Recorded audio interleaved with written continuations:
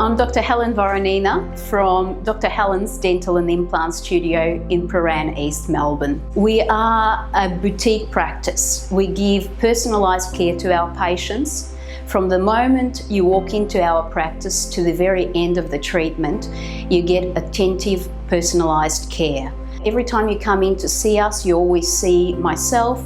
You don't have to go and see another dentist. I'm always here, I'm always available. When you undergo extensive dental treatment or surgery, it's very important to have a close relationship with your dentist. It's important for the patient, it's important for the dentist as well. Some of the treatments we do are quite extensive, and there needs to be a level of trust between the provider and the patient.